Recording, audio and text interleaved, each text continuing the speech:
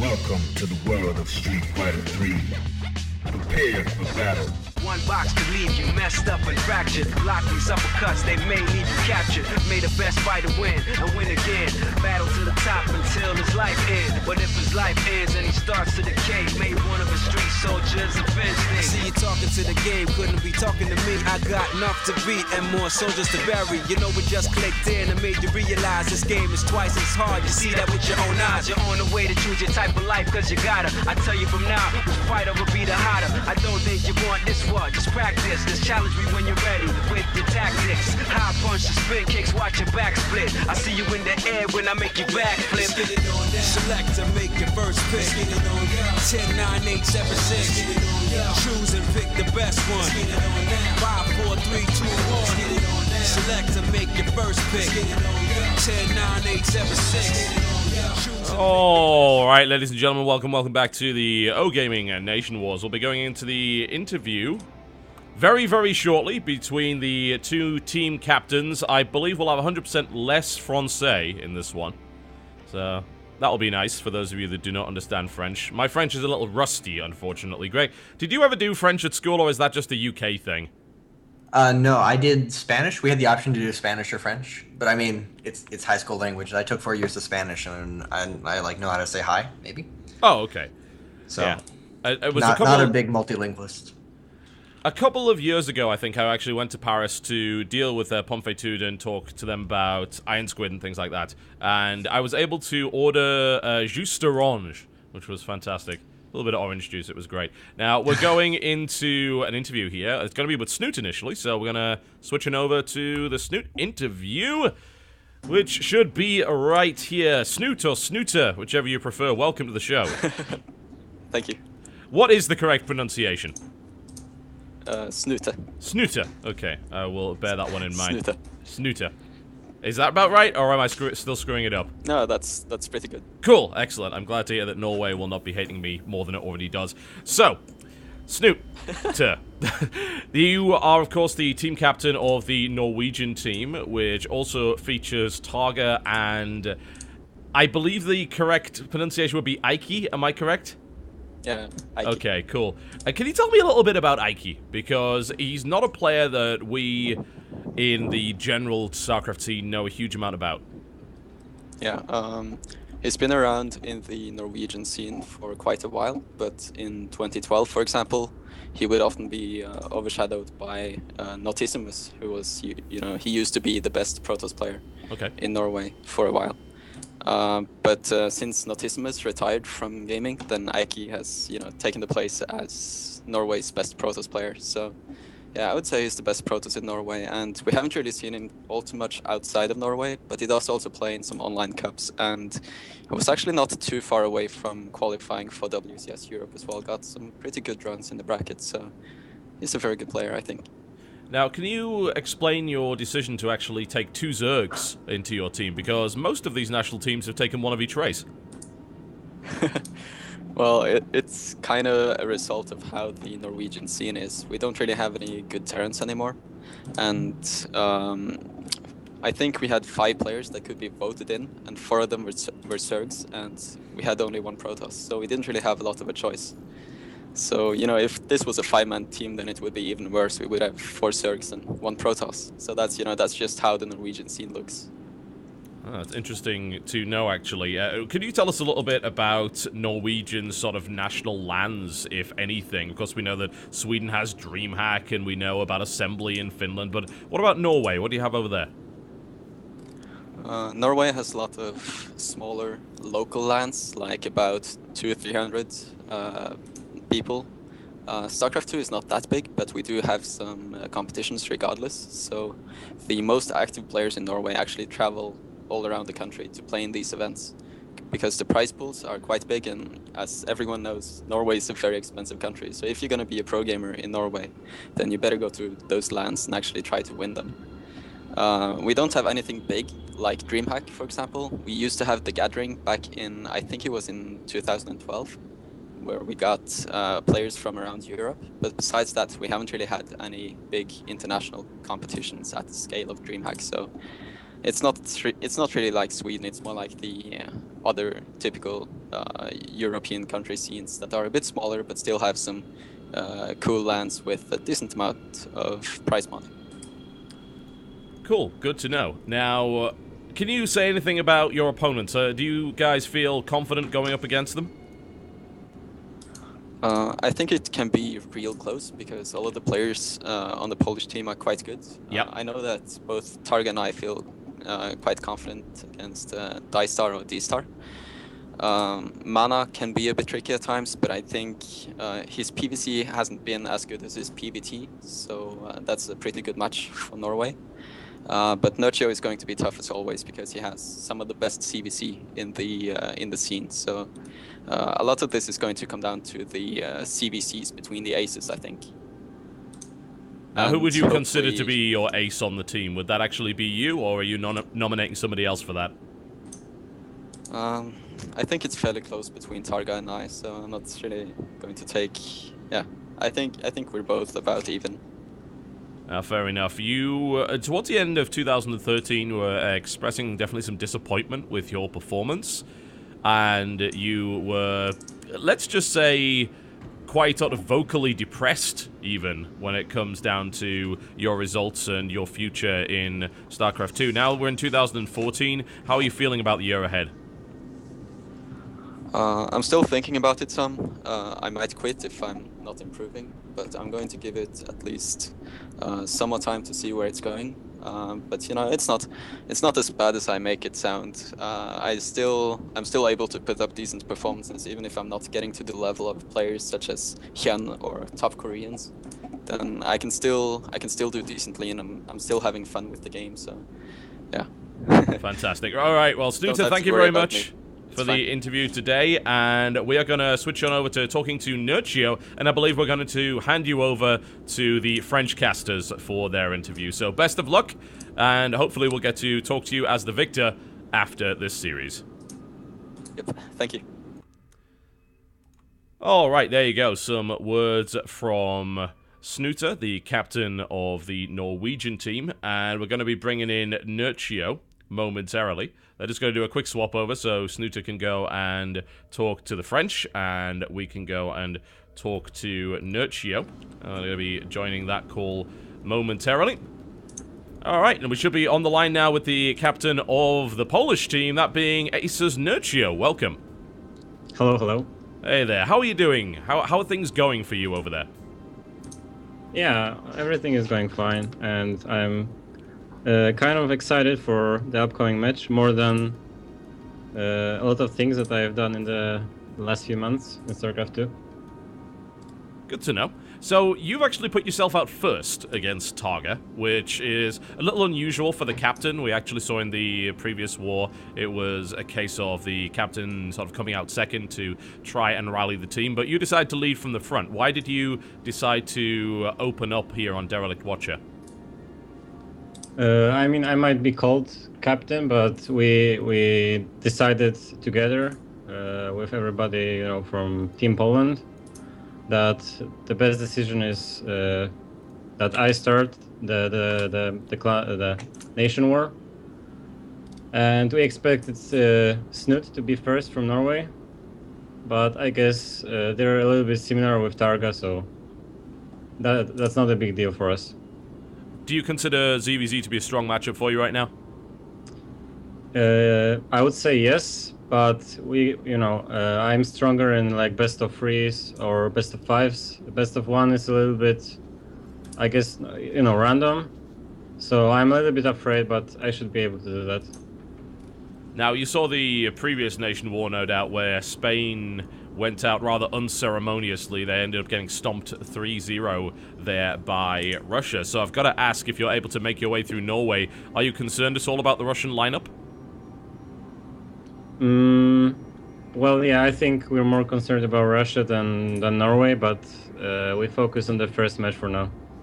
All right. Anything else that you would like to say to the fans out there before we kick off your war against Norway? Yeah, thanks for cheering for us, and we'll do our best to win the nation war. Okay, fantastic. Nurchio, thank you very much for your time. We'll, of course, be handing you over to the French casters for your interview before you begin in your matchup against Targa, and hopefully we'll get to see you again in the winner's interview after this war. Yeah, so thank you. All right, thank you very much, Nurchio. And there we go, the captain of the Polish team. Well, this is going to hopefully be a little bit closer than what we saw previously, because it was a bit of a stomp with Titan absolutely destroying the Spanish team completely. But this looks a little bit more even, and Idra, as a Zerg player yourself, I'd love to know your opinion on Nurchio versus Targa. Which way do you think this is going? I'd say Nurchio is absolutely the better player, but Targa, I haven't seen Targa play in quite some time, but all of the games I've seen him play ZVZ, actually, I think he went for a Baneling all-in. Like the long extended, get 2 gases, wait until your opponent's lair is almost halfway done, and then you just keep rallying Banelings at them and keep attack moving Zerglings in. And it sounds kind of silly and simple, and it sounds like the kind of thing that you should be able to hold off if you know it's coming and you're good at defending it. But it's actually very, very difficult to be... I don't know, Banelings are just very, very cost efficient when they're on the aggressive, unless you're really well turtled up. And that was a while ago, so I'm not sure if he's still going to play that way. He's been in WCS. He's reached a lot more exposure than he had previously. So he's probably had to diversify it a bit. And Nurchio is a very smart player. I'm sure he would be able to deal with that if he plays too predictably. So I doubt we'll really see that from him, but we could. And one way or the other, he is the type of player who will do really weird stuff to try and catch his opponent off guard. He's willing to play very aggressive and cheesy. So something weird is going to happen for Targa to win. I would say Nurchio is absolutely the better player, but Targa is completely capable of making something weird happen. Yeah, I certainly agree with that. I think, though, if Nurchio actually takes this matchup, he could just roll the whole thing. I know that Nurchio, historically, his ZVP was really strong. I don't know if that's changed over the recent months. We haven't seen a huge amount out of him, so it's always a little bit difficult to know. But we do have Aiki sitting there as the unknown in the Norwegian lineup. It's hard to say just how good he really is. We don't know if he could take on a player of the caliber of Nurchio. And even if he can, will he then be able to deal with someone like Dystar or Mana? I mean, he is a complete unknown. It's hard to say. But if your claim to fame is being the best Protoss in Norway now that the previous best Protoss in Norway has retired... I mean, no offense to Norway, but they haven't produced a ton of amazing players. No. And if he were that good, he would probably have some recognition in the international scene. I'd say him versus Nurchio. I see almost no chance, short of like something really, really lucky happening early on. And Nurchio would be aware of that. Nurchio is a very smart player. Nurchio, I don't know, he doesn't get a lot of credit for it, but his mechanics aren't actually fantastic. Like his creep spread, his macro, they're good enough, but they're not amazing. He wins on the back of his decision-making. He was considered or thought to be a hacker for so long. Yeah, he was, when actually. He was only succeeding online because he has really, really good star sense, really, really good decision-making. He's not the kind of player who really loses too much to stupid stuff. I mean, it happens sometimes. It happens to everyone occasionally. That's just the nature of the game. But him, much less so than a lot of players. So he's not the kind of player who frequently loses to people much worse than him. And especially not in weird ways like that. So I really think it's going to come down to Snoot having to take him out. I mean, Target's capable of it, but I think it'll be Snoot, if anything. I really do feel like Nurchio's the best player in this match. I think you're probably right. It was interesting to kind of reminisce about the days when Nurchio was certainly considered to be a map hacker by certain people. I followed him very early on. I actually cast Nurchio when Nurchio was still playing random. And that was actually crazy because he was pretty good at it, which was shocking. But at that time, yeah, people did think, you know, why is this guy only successful on ladder? Why is he not coming to LAN tournaments? And eventually he did come to LAN tournaments and started winning them. So I think that shut people up pretty quickly. Yeah, it certainly did. But, I mean, pretty much everyone thought he was a hacker at the time because he played a really funky style. He can be kind of a dick. A lot of people don't like him, so that never really helps your case in anything. And then, like you said, the lack of offline performances, a lot of people really did. But then he started showing up to LANs and winning them. After a little bit of a calibration period, everyone takes time to get used to LANs. Absolutely. But after that, he's been one of the most successful players in Europe ever since then. Yeah, I would certainly tend to agree. Is Targa playing this from Australia, or is he back in Europe now? That's a good question. Didn't Targa just quit his team a couple of days ago, didn't he? He just left Dignitas. I'm not actually sure. I mean, I know he's not on them anymore, but I'm not sure when it happened. Yes, that would explain why his clan tag is an ass interesting to tag. mouth. Yes, which is what I assume he means there, but as far as I'm aware, that is not currently a competitive team within the StarCraft 2 scene, so I think he might be pulling our leg on that one, but we're just going to wait for Targa to check his latency, make sure that nothing goes too wrong with that. Hopefully we won't have any lag issues during this tournament. So far it's been going fine. And of course we are playing with European teams, so they're all on the same server. They shouldn't really be worrying too much. I can't imagine how bad the latency would be playing from Australia to Europe. I mean, maybe it's something weird where they happen to have a good connection Some to good each other. route for some reason, yeah, because Korea to doesn't Europe seem is like just awful. Yeah. Since the Zotac Cup in NA actually closed, which was certainly very sad, our players have been looking for online tournaments. A lot of them are in Europe, and they don't actually want to play in Europe, and the reason is the lag is so bad that it is enough to severely hamper your ability to actually win. As we saw in the WCS qualifiers, we saw all of the Koreans knocked out in the wildcard qualifiers, which is insane to think about. Yeah, playing from... I mean, I haven't been in Korea for a while, but the last time I was, it was literally at least 300 ping every single game. And that's... I mean, you can deal with some latency if you get used to it. Sometimes it's just a matter of getting comfortable with the delay and, you know, adjusting your responses and whatnot to the delay that you're going to have to deal with. When it's 300 plus ping, that doesn't really happen. You just can't react in time for some situations. Like, you see a storm, and then all the damage is done before your units actually move out of it.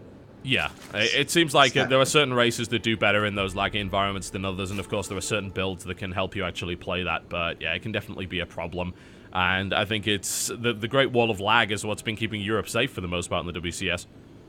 Oh, it certainly helps, because you look at NA to Korea is pretty playable. Korea to Europe really isn't, unless you have some kind of fantastic connection. And I don't know if it's even possible. We've tried 2 different providers. I believe we're currently on KT in the Axiom house, and we're still having the same issue connecting to Europe as we were with our previous. So I don't know what ISP you would need in Korea to get a good connection to Europe. I don't know if it is even physically possible, as you said. But it does mean that the round of 32 in WCS is very, very interesting, I've got to say, for the Koreans. Yeah. Alright, well, here we go.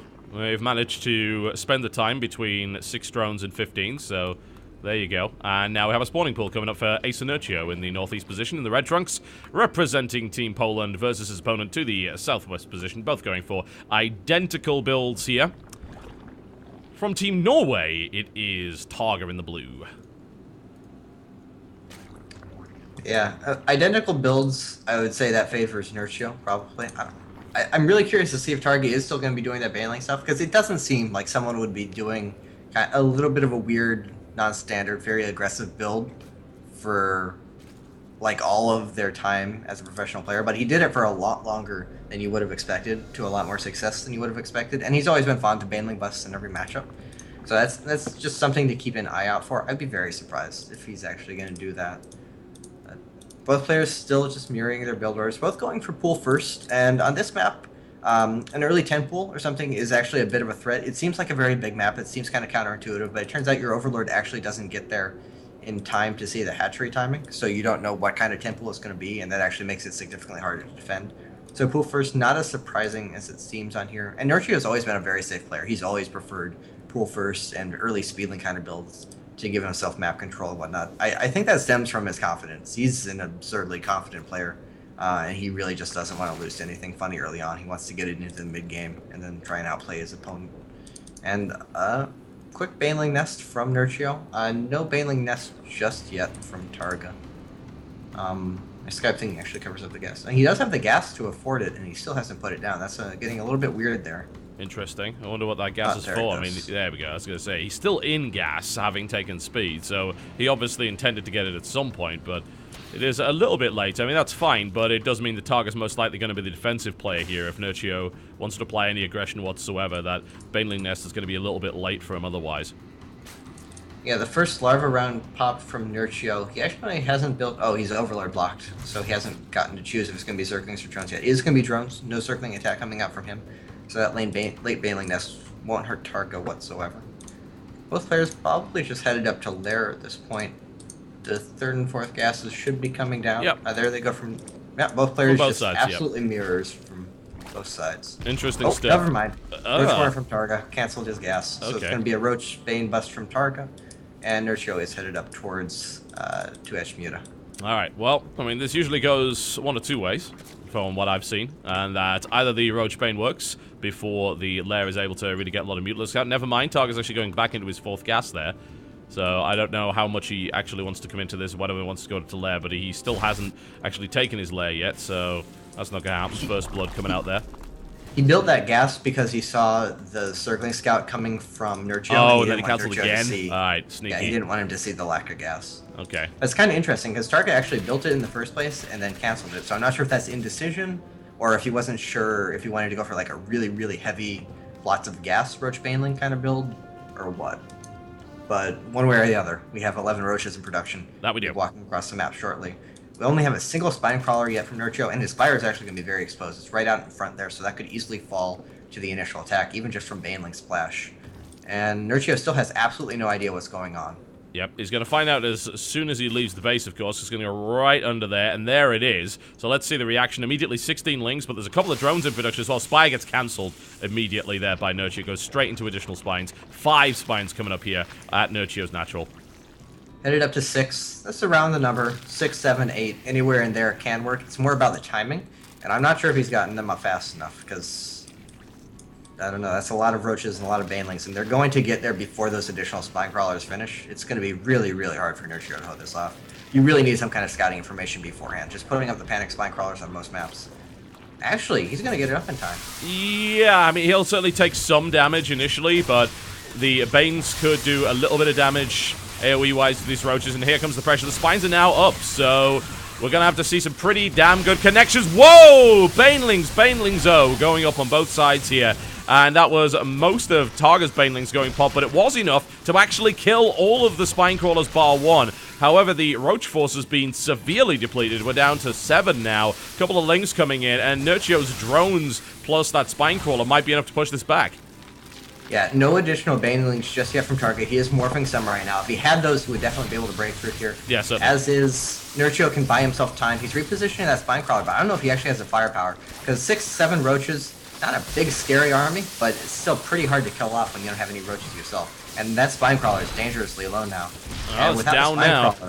Without the Spinecrawler, there's no real answer to the Banelings here. Nurchio's about to lose all. Here they are. Oh, there's one good connection. The second does not actually land, and Nurchio may be able to prevent that from going down, but the Natural's now forfeit. Nurchio GG's, and a good strong opening there from Targa. Yeah, without that without the Spire, since he actually canceled it, he had no fallback, so he really had to just absolutely stop that rush. There was no half measures there. He had nothing to fall back on. So getting through there. That was pretty good Baneling connections for Nurchio. He just didn't really spread the Spinecrawlers out enough, so the splash damage just did so much. Took out all of those Spinecrawlers at once. It was insane to watch that, actually. Just 4 or 5 spines just exploding all at once. Yeah, if he had actually had the Spinecrawlers all spread out, so that at most, like, 2 would take damage from a single Baneling blast, I think he would have held that off for sure. But as it was just a little bit too close. And it was weird. I'm not sure why. He didn't even have, like, a Baneling nest there taking up space or anything. He had the entire natural to drop Spinecrawlers in. In his panic, like, you see those Roaches come out, you just want to get the Spinecrawlers done as quickly as possible, and he wasn't quite thinking clearly. If he had them all spread out, I think he survives that.